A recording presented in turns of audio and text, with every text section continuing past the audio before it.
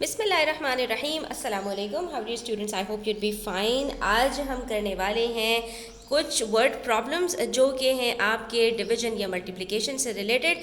तो वीडियो आपने एंड तक देखनी है, आप अपनी स्क्रीन पर देख सकते हैं। मेरे पास यहाँ पर एक वर्ड प्रॉब्लम मौजूद है। इंशाल्लाह आज हम इस तरह से कुछ करना सीखेंगे कि 2 डिजिट नंबर्स को किस तरह से मल्टीप्लाई किया जाता है एक जो है वो 3 to 4 डिजिट नंबर के साथ, या किस तरह से एक 5 to 6 डिजिट का नंबर को डिवाइड किया जाता है 2 डिजिट नंबर से। तो ये सारी चीज़ें हम आज डिस्कस करने वाले हैं इस वीडियो के अंदर। वीडियो एंड तक देखिएगा, स्किप मत कीजिएगा, और अच्छी लगे तो प्लीज़ अपने फ्रेंड्स के साथ शेयर कीजिएगा और चैनल को सब्सक्राइब करते जाइएगा। स्टार्ट करते हैं, देखते हैं यहाँ पर इस वर्ड प्रॉब्लम में हमारे पास क्या है और हम किस तरह से कौन से कीवर्ड्स की मदद से आसानी से ये फाइंड आउट कर सकते हैं कि यहाँ पर हमें कौन सा ऑपरेशन अप्लाई करना है। तो देखते हैं यहाँ पर हमसे क्या कहा जा रहा है। जंबो फैंसी स्टोर, ठीक है, यहाँ पर हमें एक स्टोर का नाम बता दिया। Wants to place an order, इनको एक ऑर्डर प्लेस करना है, यानी इनको कुछ खरीदारी करनी है। फॉर कैंडल्स, यानी इनको कुछ कैंडल्स की खरीदारी करनी है, इनको एक ऑर्डर प्लेस करना है जिसमें they want to buy some candles. अब इतनी बात तो हमें समझ में आ गई कि भाई कोई कुछ कैंडल्स ये खरीदने वाले हैं। उसके बाद इन्होंने हमें बताई जो नेक्स्ट इन्फॉर्मेशन है, if one box contains 44 candles, अगर एक बॉक्स के अंदर, यहाँ पे इन्होंने हमें क्या बताया, एक बॉक्स के अंदर अगर हैं 44 कैंडल्स, हाउ मैनी बॉक्सेस, गौर कीजिए, इन्होंने कहा एक बॉक्स में 44 कैंडल्स हैं। अब सवाल पूछ रहे हैं कि how many boxes must the shop order, जो ऑर्डर की बात आ रही थी, यहाँ पर ऑर्डर क्या करना है उसकी बात हमें बता रहे हैं। कितने बॉक्सेस ऑर्डर करने हैं कि इनको मिल जाए टू गेट 14,300 कैंडल्स, कि इनके पास 14,300 कैंडल्स आ जाएं। तो बेसिकली इन्होंने बताया कि अगर एक बॉक्स में 44 कैंडल्स हैं तो आपसे ये पूछना चाह रहे हैं कि कितने बॉक्सेस में 14,300 कैंडल्स होंगी। ठीक है, आपने यहाँ पर सवाल को इस तरह से समझना है। अब हमें इसमें मल्टीप्लाई करना है, डिवाइड करना है, प्लस करना है, माइनस करना है, ये कैसे पता चलेगा हमें? तो हम यहाँ पर क्या करेंगे, इसको थोड़ा सा सिंप्लीफाई करेंगे। हम यहाँ से एक 4 को कट कर देते हैं और यहाँ से हम इसको कट कर देते हैं, ठीक है, 300 को कट कर देते हैं और यहाँ पर हमारे पास बचता है सिर्फ 14, ठीक है।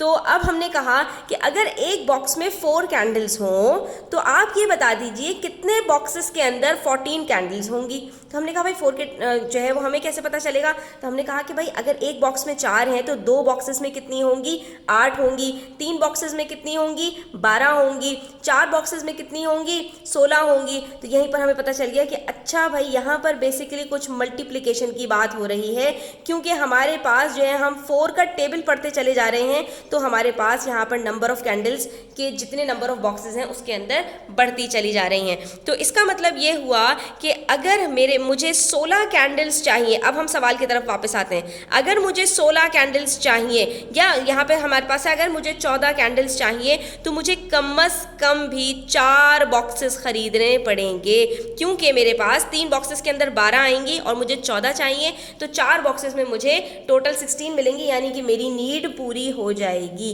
ठीक है, तो यहाँ पर हमें क्या करना पड़ा है स्टूडेंट्स, हमें कैसे पता चल रहा है कि मेरे पास यहाँ पर कितनी कैंडल्स मुझे चाहिए 14, और कितने बॉक्सेस में वो आएंगी, 4 बॉक्सेस में आएंगी। तो ज़रा अगर आप गौर से देखिए तो 4 कैंडल्स हैं एक बॉक्स में और 14 कैंडल्स हैं कितने बॉक्सेस में। तो हम बेसिकली कर क्या रहे हैं, 14 को डिवाइड कर रहे हैं 4 से, तो हमारे पास यहाँ पर आंसर आ रहा है 3 रिमाइंडर 2। ठीक है, यहाँ पर आप डिवाइड करके देखेंगे तो आपके पास यहाँ पर आएगा 3 रिमाइंडर 2, यानी कि हमें 3 पूरे बॉक्सेस चाहिए और उसके अलावा 2 कैंडल्स चाहिए। और अगर मैं थोड़ा सा इसको सिंप्लीफाई कर दूँ आपके लिए कि अगर मुझे यहाँ 16 कैंडल्स चाहिए हो तो 16 को जब मैं कंप्लीटली डिवाइड करूँगी तो मेरे पास आंसर आ जाएगा 4 कैंडल्स। तो समझने की बात यहाँ पर ये है, ये सारे सिनेरियो से, कि अगर मुझे इतनी नंबर ऑफ कैंडल्स चाहिए तो वो मुझे कैसे पता चलेंगी, मुझे सिंपली इसको डिवाइड करना पड़ेगा यहाँ पर जो मुझे एक बॉक्स के अंदर कैंडल्स गिवन है उससे। ठीक है, तो सॉल्यूशन की तरफ जाने से पहले अब हम यहाँ पर छोटा सा डाटा लिखेंगे जिसके अंदर हम बताएंगे कि एक बॉक्स के अंदर 44 कैंडल्स हैं और टोटल कैंडल्स हमें कितनी चाहिए 14,300। तो सवाल हमसे जो पूछा जा रहा है वो ये है कि how many boxes must the shop order, यानी number of boxes of candles हमें पता लगाने हैं कि कितने नंबर ऑफ बॉक्सेस हमें चाहिए। तो हम यहाँ पर सिंपली क्या करेंगे, हम यहाँ पर डिवाइड कर देंगे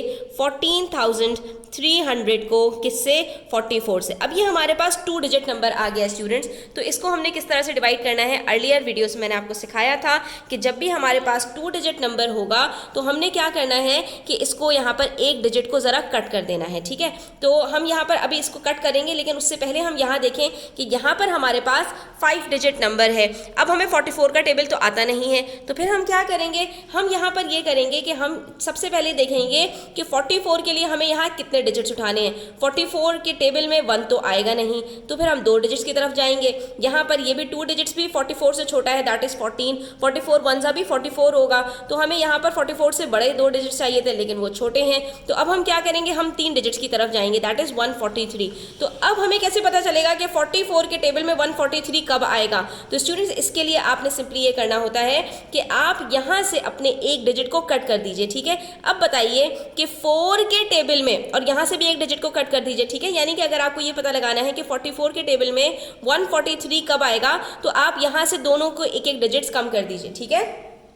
अब आप 4 का टेबल तो आता है ना आपको, अब आपने 4 का टेबल पढ़ा, तो 4 के टेबल में 14 कब आता है। हमने कहा कि 4 3 12 होता है और 4 4 16 होता है। तो इसका मतलब है 12 और 16 के बीच में आएगा, लेकिन 16 नहीं हो सकता, यानी 4 से हम मल्टीप्लाई नहीं कर सकते क्योंकि ये डेफिनेटली 160 से बड़ा हो जाएगा। अब हमने क्या करना है, हमने यहाँ पर एक एक डिजिट कट किया था ना, अब एक एक डिजिट हम यहाँ पर बढ़ा देंगे, यानी कि 40 को 3 से मल्टीप्लाई करेंगे और 40 को 4 से मल्टीप्लाई करेंगे। तो हमने कहा भाई अब हमारे पास ये वाली पॉसिबिलिटी तो खत्म हो गई, क्योंकि अगर हम 44 को 4 से मल्टीप्लाई करते हैं तो वो डेफिनेटली 143 से बड़ा हो जाएगा। तो इसका मतलब है हम यहाँ पर 44 को रफ वर्किंग के अंदर 2 से मल्टीप्लाई करेंगे और 3 से मल्टीप्लाई करेंगे। कम से कम 2 डिजिट से आपको मल्टीप्लाई करके देखना है, ताकि आपके पास जो क्लोजेस्ट आंसर है वो यहाँ पर आ सके। 3 4 12 और 3 4 12 और 13, तो ये आ गया 132, और 44 को जब 2 से मल्टीप्लाई करते हैं तो आंसर आता है 88। तो अब हम यहाँ पर कौन सा वाला आंसर उठाएंगे, हम यहाँ पर 132 उठाएंगे, क्योंकि ये 143 से हमारे पास क्लोजेस्ट है। तो हमें यहाँ पे पता चल गया कि 44 3 132। अब हमने इसको सिंपली माइनस करना है। जब हम माइनस करेंगे तो हमारे पास यहाँ पर बच जाएगा 11, ठीक है। अब 11 बचा हमारे पास, तो हमने नेक्स्ट जो डिजिट है हमारे पास उसको नीचे उतारना है, दैट इज 0। अब ये हमारे पास 110 आ गया। तो यहाँ पर 2 डिजिट से करने का आपको फायदा क्या होगा स्टूडेंट्स, कि अब आपको यहाँ पर मजीद कोई मल्टीप्लिकेशन नहीं करनी पड़ेगी। यहीं से आपको पता चल जाएगा कि 44 के टेबल में 110 से क्लोजेस्ट कौन सा नंबर आता है। तो 132 तो नहीं हो सकता क्योंकि ये 110 से बड़ा है। तो हम कौन सा नंबर लेंगे, यहाँ पर 88 लेंगे, और 88 से इसको जब सब्ट्रैक्ट करेंगे तो यहाँ पर हम लिख देंगे 44 2 88, और जब इसको हम माइनस करेंगे यहाँ पर स्टूडेंट्स तो 10 - 8 2 होता है, और फिर 10 - 8 2, तो हमारे पास यहाँ पर बच जाएगा 222। फिर हमारे पास लास्ट 0 जो बचा है उसको भी हम यहाँ पर उतार लेंगे, और ये हमारे पास आ जाएगा 220। फिर से हमने देखना है, अब ये फिर से बड़ा नंबर हो गया। हमने इसका 4 कट किया, इसका 0 कट किया। 4 के टेबल में 22 आता है, नहीं आता। 4 के टेबल में आता है हमारे पास 20, 4 5 20। तो हम यहाँ पर मल्टीप्लाई करके देखेंगे कि भाई 44 के टेबल में कब आता है 220। तो हम जब यहाँ से 5 से मल्टीप्लाई करेंगे तो 4 5 20, 4 5 20 प्लस 2 220, हमारे पास एग्जैक्टली वही आंसर आ गया जो हमें रिक्वायर्ड था। यानी हमारे पास यहाँ पर कुछ भी रिमाइंडर नहीं बचेगा, और सिंपली हम इसको 5 से मल्टीप्लाई करेंगे तो हमारे पास यहाँ पर आंसर आ जाएगा 220, और ये कंप्लीटली यहाँ पर डिवाइड हो जाएगा। तो हम यहाँ पर रिजल्ट में क्या बता देंगे कि the shop must order 325 boxes to get 14,300 candles. और ये हमारा यहाँ पर आंसर कंप्लीट हो गया, ठीक है स्टूडेंट्स। अब देखते हैं हम नेक्स्ट वर्ड प्रॉब्लम, जिसके अंदर हमसे कहा जा रहा है the government wants to give aid to 382 homeless families. एक गवर्नमेंट जो है चाहती है कि कुछ होमलेस फैमिलीज को जो है वो एड पहुंचाना चाहती है। कितनी फैमिलीज को, यहाँ पर इन्होंने नंबर ऑफ फैमिलीज हमें बता दिया 382, ठीक है। इफ ईच फैमिली गेट्स ₹40,960, अगर हर फैमिली को ये इतने रुपीस दे रहे हैं, how much will the project cost all together, तो पूरे प्रोजेक्ट पर कितनी कॉस्ट आने वाली है। तो स्टूडेंट्स याद रखो, यहाँ पर मैं आपको एक ट्रिक बता रही हूँ कि जब भी आपके पास क्वेश्चन के अंदर जब रिक्वायरमेंट की बात आए, इफ वाली बात आए, उसके साथ आपके पास ईच का वर्ड हो, इफ के साथ ईच हो और आखिर में ऑल टुगेदर हो, तो आपने वहाँ पर मल्टीप्लाई करना होता है। कैसे? ये देखिए, अगर हम यहाँ पर कहें कि government wants to give aid to 3, सिर्फ यहाँ पर हम 3 ले लें, 3 फैमिलीज को वो एड पहुँचाना चाह रही है, और अगर हर फैमिली को 40 रुपीज़ दे रही है फॉर एग्जाम्पल, ठीक है, यहाँ पर हमने 3 उठाया और यहाँ से हमने 40 लिया, तो how much will the project cost, तो पूरे पे कीमत कितनी आएगी, कितनी लागत आएगी, तो ये हमें कैसे पता चलेगा स्टूडेंट्स? हम यहाँ पर कहेंगे कि भाई अगर 3 फैमिलीज़ हैं और हर फैमिली को 40 रुपीज़ दे रहे हैं, तो एक फैमिली के 40, 2 फैमिलीज़ के 80 और 3 फैमिलीज़ के कितने हो जाएंगे? 120। तो सिंपली हम क्या कर रहे हैं, इन दोनों को हम मल्टीप्लाई कर रहे हैं टोटल कॉस्ट निकालने के लिए। तो यहाँ पर भी हमने यही करना है कि हम इन दोनों को मल्टीप्लाई करेंगे। तो सॉल्यूशन में हम सबसे पहले डेटा लिख देंगे कि यहाँ पर हमारे पास टोटल होमलेस फैमिलीज जो गिवन है वो 382 हैं, और हर फैमिली को कितने रुपीस मिल रहे हैं? 40,960। तो हमने ये बातें यहाँ पर लिख के फिर हम ये बता दिया कि इन्होंने हमसे पूछा है कि टोटल प्रोजेक्ट की कॉस्ट कितनी आएगी, तो हमने कहा कि भाई हम आपको कैलकुलेट करके बताते हैं। अब हमने इसको मल्टीप्लाई करना है। तो मल्टीप्लाई कैसे करना है स्टूडेंट्स? ये 3 डिजिट नंबर से जब हम मल्टीप्लाई कर रहे हैं, तो सबसे पहले यहाँ पर हम जो यूनिट डिजिट है उससे सारे नंबर्स को मल्टीप्लाई करेंगे बारी बारी, ठीक है। तो 2 zeros are 0, 2 6 are 12, 1 कैरी गया 6 के बराबर वाले डिजिट 9 के ऊपर, 2 9s are 18 प्लस 1 19, 2 को 0 से मल्टीप्लाई करेंगे तो आंसर 0 आता है, तो एज इट इज कैरी नीचे आ जाता है, 2 4s are 8। इसके बाद हमारे पास बारी आती है टेंस के डिजिट की। तो जैसे ही टेंस का डिजिट आएगा, यहाँ पर हमने एक 0 खुद से ऐड कर देना है। फिर से वही कि सारे डिजिट से हमने बारी बारी मल्टीप्लाई करना है। 8 zeros are 0, 8 6 are 48, तो 8 यहाँ लिखा और उसके बराबर वाले डिजिट के ऊपर यहाँ पर कैरी दिया 4, 8 9s are 72, 72 प्लस 4 76। अब ये हमारे पास 0 है तो ये 0 ही होगा, सिर्फ कैरी हमारे पास नीचे उतर जाएगा। उसके बाद 8 4s are 32, तो ये हमारे पास जो नंबर आया है ये 7 डिजिट नंबर आ गया। उसके बाद लास्ट में हमारे पास जो 3rd डिजिट है, क्योंकि ये हंड्रेड्स का डिजिट है, तो अब यहाँ पर हम खुद से 2 zeros ऐड कर देंगे। फिर वही कि हमने इससे 3 सारे डिजिट्स को मल्टीप्लाई करना है। 3 zeros are 0, 3 6 are 18, तो 8 इधर और 1 यहाँ पर कैरी। देख रहे हैं आप, कैरी की यहाँ पर पूरी एक सीढ़ी बनती जा रही है, लेकिन उससे कोई फर्क नहीं पड़ता, जो सबसे ऊपर वाला होगा हमने उसको ही कंसिडर करना होगा। 3 9s are 27 प्लस 1 28। उसके बाद फिर ये 0 है तो एज इट इज़ कैरी नीचे आ गया, और 3 4s are 12, तो ये हमारे पास जो आंसर आ रहा है ये 8 डिजिट्स में आ रहा है। अब हमारे पास कोई डिजिट नहीं बचा, 3 स्टेप्स के अंदर हमारे पास आंसर आया है, तो हमने अब सबको मिलाकर प्लस कर लेना है, ठीक है। ये हमारे पास यहाँ पर आंसर आ जाएगा 8 प्लस 9 हो जाता है हमारे पास 17। उसके बाद फिर हमारे पास 1 प्लस 1 2 और 8 हो जाता है 16। फिर यहाँ पर हमारे पास 8 3s are 24, और ये हमारे पास 6, और यहाँ पर हमारे पास 5, और आंसर आ रहा है हमारे पास यहाँ पर स्टूडेंट्स 15,646,720। ज़ाहिर है गवर्नमेंट का प्रोजेक्ट है तो इसके अंदर कोई मजाक वाली बात तो नहीं है, यानी कि ये अगर हम पाकिस्तानी टर्म्स में बात करें तो ये हमारे पास 1.5 करोड़ के करीब बन रहा है। तो हमने रिजल्ट में बस यही लिख देना है कि द प्रोजेक्ट विल कॉस्ट 15,646,720 जो है रुपीज़, ठीक है, रुपीज़ के अंदर बात हो रही है, तो ये हमारा आंसर हो जाएगा। उसके बाद एक और वर्ड प्रॉब्लम देखते हैं। School children raised ₹40,575 during a sponsored marathon race, ठीक है। अब यहाँ पर गौर से समझिए क्या कहा जा रहा है। स्कूल के बच्चे हैं, उन्होंने कुछ पैसे इकट्ठा किए, रेस्ड का मतलब यहाँ पर कुछ पैसे इकट्ठा किए during a sponsored marathon race. Marathon race हुई है और वो स्पॉन्सर्ड है, यानी कि उसके अंदर एड्स वगैरह चलाए गए हैं। तो जब एड्स चलाए जाते हैं तो कंपनीज स्पॉन्सर करती हैं और उससे आपको पैसे मिलते हैं, ठीक है। तो इस मैराथन रेस के अंदर उन्होंने इतने पैसे इकट्ठा किए। इफ इट इज शेयर्ड, अब यहाँ पर बात क्या आ रही है स्टूडेंट्स? शेयरिंग की बात आ रही है, कुछ पैसे हैं और उसको शेयर करना है, तो डेफिनेटली यहाँ पर डिवीजन की बात होगी, क्योंकि शेयरिंग का मतलब ही होता है कि इसको इक्वली डिवाइड कर दो। और फिर बात आ गई इक्वली, तो आपने यहाँ पर ये टर्म्स याद रखनी है कि अगर शेयर्ड के साथ इक्वली की बात आती है तो वहाँ पर आपने डिवाइड करना होगा बिटवीन 15 फैमिलीज। इस इतने अमाउंट को आपने 15 लोगों में बराबर बराबर तकसीम करना है। How much will each family get, कितना हर फैमिली को मिलेगा, and how much will be left, और उसके बाद कुछ पैसा आखिर में बच भी जाएगा, यानी कि वो बराबर बराबर तकसीम नहीं हो पाएगा। इसका मतलब है कि यहाँ पर हमारे पास कुछ इस तरह से आंसर आने वाला है कि ये हमारे पास जो है वो कंप्लीटली डिवाइड नहीं हो पाएगा, यानी कुछ पैसे हमारे पास बच जाएंगे। तो कोई बात नहीं, हम देखते हैं कि इसको किस तरह से डिवाइड करना है। तो यहाँ पर डाटा लिखने के बाद हम इसको डिवाइड करेंगे। तो स्टूडेंट्स, अगर 15 का टेबल आप याद कर लें तो बहुत अच्छी बात है, क्योंकि 15 तक के टेबल्स आप लोगों को याद हो जाने चाहिए। लेकिन अगर नहीं भी याद है तो आप यहाँ पर साइड में जाकर कैलकुलेशंस कर सकते हैं। इसकी कैलकुलेशंस इतनी ज़्यादा डिफिकल्ट नहीं होंगी, क्योंकि ये बहुत बड़ा नंबर नहीं है।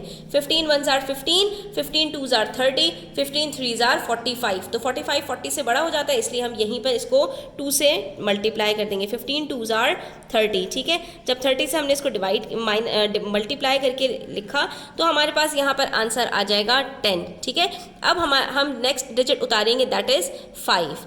तो ये आ गया 105। अब कैसे पता चलेगा कि भाई ये हमारे पास 105 15 के टेबल में कब आएगा? तो अगर टेबल याद है तब तो बड़ी आसानी वाली बात हो जाएगी, लेकिन अगर टेबल याद नहीं है तो फिर आपने वही ट्रिक अपनानी है कि भाई यहाँ पर अगर हमारे पास 1 है और यहाँ पर 10 है, तो 1 के टेबल में 10 कब आता है? 1 10s are 10। तो लेकिन ये 15 के टेबल में जो है 15 10s are तो 150 हो जाएगा, क्योंकि ये एग्जैक्टली हमारे पास मिडिल नंबर आ रहा है, ठीक है। तो हम क्या करेंगे, हम यहाँ पर देखेंगे 15 2s are हमारे पास 30 था, ठीक है। तो इसका मतलब ये है कि 15 4s are हमारे पास 60 होगा और 15 6s are हमारे पास 90 होगा, यानी कि 2 के डिफरेंस से हमारे पास 30 इंक्रीज होता जाएगा। और उसके बाद 15 8s are अगर हम कहें तो फिर से 90 में 30 अगर ऐड करते हैं तो वो 120 होता है, जो कि 105 से बड़ा हो जाएगा। तो हम एक नंबर पीछे आ जाएंगे, 15 हम 7s are करके देखेंगे यहाँ पर कि 15 7s are हमारे पास आंसर क्या आता है। तो 7 5s are 35, 7 1s are 7 plus 3 10। तो ये एग्जैक्टली हमारे पास 105 आ जाता है। तो हमने कहा कि भाई 15 7s are हमारे पास यहाँ पर 105 है, तो ये कम्प्लीटली हमारे पास माइनस हो जाएगा और हम नीचे नेक्स्ट डिजिट उतारेंगे, दैट इज 7। लेकिन 7 अकेला काम नहीं करेगा, क्योंकि यहाँ पर हमारे पास 15 है और 15 के टेबल में 7 नहीं आ सकता। इसका मतलब है हमें 2 डिजिट्स एक साथ उतारने पड़ेंगे। और याद रखिए, डिवीजन में जब भी हम 2 डिजिट्स एक साथ उतारते हैं कहीं पर, तो हमने ऊपर फौरन एक 0 लगा देना होता है। इस चीज़ को आपने याद रखना है। अब जब 2 डिजिट्स हमने एक साथ उतारे, हमने 0 ऊपर लिख दिया, तो हमारे पास यहाँ पर 75 आ गया। और अब हम 15 का टेबल पढ़ेंगे। 15 2s are 30 था, 15 4s are 60 था, और 60 के अंदर 15 और ऐड करते हैं तो आंसर आ जाता है 75, यानी 15 5s are हमारे पास आता है 75। तो ये हमारे पास यहाँ पर कंप्लीटली डिवाइड हो रहा है। इसका मतलब है कि बच्चों ने जितने पैसे रेज किए हैं वो फैमिलीज़ के अंदर इक्वली डिवाइड हो जाएंगे और उनके पास कुछ भी नहीं बचेगा। तो इसका मतलब क्या हुआ, यहाँ पर हमारे पास रिमाइंडर कुछ भी नहीं था, इसलिए नथिंग विल बी लेफ्ट। फिर एक और वर्ड प्रॉब्लम आता है, super pops potato chip factory employees 267 people. अब ये जो नाम देते हैं ना, थोड़ा डिफिकल्ट से होते हैं, इसलिए आपको परेशान नहीं होना। ये एक इन्होंने आपको फैक्ट्री का नाम बता दिया, ये पूरा नाम है, ठीक है। तो एक फैक्ट्री है, उसने एम्प्लॉय किया, यानी उसने काम पर रखा कितने लोगों को? 267 पीपल को। कुछ लोगों को उसने अपने पास एम्प्लॉय किया, एम्प्लॉयमेंट दी, काम पर रखा। इफ़ ईच वर्कर रिसीव्स, अगर हर आदमी को, जो उनके पास एम्प्लॉयज़ हैं, जो वर्कर्स हैं, उसको मिलते हैं ₹23,845 एज वेजेस। अब ये जो हमारे पास लोअर जो क्लास होती है, यानी कि जो मजदूर टाइप का तबका होता है, जो इस तरह के काम करते हैं मेहनत मजदूरी वाला, तो उनकी तनख्वाह को हम सैलरी नहीं, उसको वेजेस का नाम देते हैं। तो ये आपको पता होना चाहिए, वेजेस कहते हैं सैलरी को, ठीक है। अगर हर बंदे की जो सैलरी है वो 23,845 रुपीज़ है एवरी मंथ, एक महीने की, what is the total ways for 1 month? तो इस पूरी फैक्ट्री के अंदर पूरे एक महीने की वेज कितनी होगी। तो अगर बच्चों यहाँ पर इतने सारे लोग हैं और हर बंदे को इतने पैसे मिल रहे हैं, तो इसका मतलब है कि यहाँ पर इन्होंने हमसे क्या पूछा है। ये चीज़ आपको फिर से मैं याद दिला दूँ, मैंने आपसे कहा था जब हम क्वेश्चन नंबर 2 कर रहे थे कि अगर हमारे पास रिक्वायरमेंट के अंदर इफ़ के बाद ईच हो और आखिर में हमारे पास ऑल टुगेदर या टोटल हो, तो वहाँ पर हमने क्या करना होता है, मल्टीप्लाई करना होता है। ये मल्टीप्लिकेशन के लिए आप ट्रिक्स याद रखिए, ठीक है। ये कीवर्ड्स होते हैं जिससे आपके पास जो है वो गलती के चांसेस कम हो जाते हैं कि अगर हर बंदे को इतने पैसे मिल रहे हैं तो इतने बंदों को कितने मिलेंगे। सिंपल है, इन दोनों को आपने मल्टीप्लाई कर देना है। तो एक मंथ की आपको टोटल फैक्ट्री की जो वेजेस हैं वो पता चल जाएंगे कि यानी उनको कितनी वेजेस एक महीने के लिए बेयर करनी पड़ेंगी, देनी पड़ेंगी। और फिर वो हमसे 1 ईयर की बात कर रहे हैं तो 12 महीनों की हमें फिर से कैलकुलेट करनी पड़ेगी, उसको फिर हम मजीद 12 से मल्टीप्लाई करेंगे। तो जनाब वही तरीका, सबसे पहले हमने डेटा लिखना है कि नंबर ऑफ एम्प्लॉइज़ या वर्कर्स, कोई एक चीज़ लिखिएगा, ठीक है स्टूडेंट्स। मैंने दोनों इसलिए लिख दिए कि आप अच्छे वर्ड्स यूज़ करेंगे तो अच्छा टीचर के ऊपर इम्पैक्ट पड़ता है, ठीक है। तो आपके पास इतने 267 वर्कर्स हैं और हर एक की वेज कितनी है वो हमने मेंशन कर दी। उसके बाद यहाँ पर हमारे पास 2 रिक्वायरमेंट्स हैं तो हमने पर मंथ और पर ईयर का अलग अलग करके बता दिया कि भाई हमें दोनों चीज़ें कैलकुलेट करनी है। पहले हम कैलकुलेट करेंगे पर मंथ का, तो उसके लिए हमने जो है वो जो वेज है एक बंदे की, उससे टोटल नंबर ऑफ पर्सन को मल्टीप्लाई कर देना है, ठीक है। तो वही तरीका यूनिट से स्टार्ट करेंगे। सबसे पहले हम 7 को मल्टीप्लाई करेंगे सारे डिजिट से। 7 5s are 35, 7 4s are 28, plus 3 31, 7 8s are 56, plus 3 59, 7 3s are 21, plus 5 26, 7 2s are 14, plus 2 16, ठीक है। तो ये हो गया हमारे पास पहला स्टेप। उसके बाद बारी आती है 6 की। अब 6 से हमने सबको मल्टीप्लाई करना है, लेकिन सबसे पहले हम यहाँ पर एक 0 ऐड करेंगे क्योंकि ये टेंस का नेक्स्ट डिजिट हमारे पास आ गया। 6 5s are हमारे पास होता है 30, फिर 6 4s are 24, प्लस 3 27, उसके बाद है 6 8s are 48, plus 2 50, 6 3s are 18, plus 5 23, 6 2s are 12, plus 2 14, ठीक है। उसके बाद फिर हमारे पास एक और डिजिट है हंड्रेड्स का, तो 2 zeros यहाँ पर लगाएंगे और अब 2 से मल्टीप्लाई करेंगे। 2 5s are 10, 2 4s are 8, plus 1 9, 2 8s are 16, 2 3s are 6, plus 1 7, 2 2s are 4। अब हमने कर देना है सबको प्लस, तो ये हमारे पास आंसर आएगा कोई 7 डिजिट नंबर।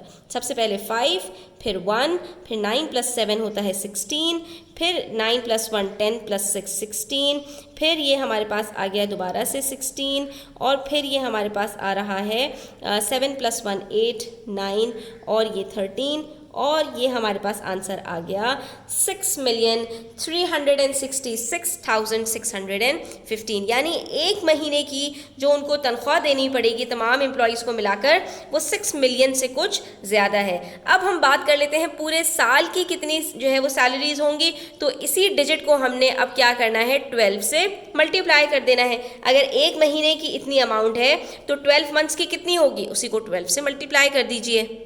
जब हमने इसको 12 से मल्टीप्लाई किया स्टूडेंट्स, तो हमारे पास यहाँ पर 8 डिजिट आंसर आ रहा है, यानी कि the total ways for 1 month is 6,366,615, but the total ways for 1 year is 76,399,380। तो आज का टॉपिक यहाँ पर हमारे पास ख़त्म होता है। ये हमने 4 वर्ड प्रॉब्लम्स आपके साथ डिस्कस किए। इंशाल्लाह नेक्स्ट वीडियो में मज़ीद वर्ड प्रॉब्लम्स आपके साथ लेकर आऊँगी।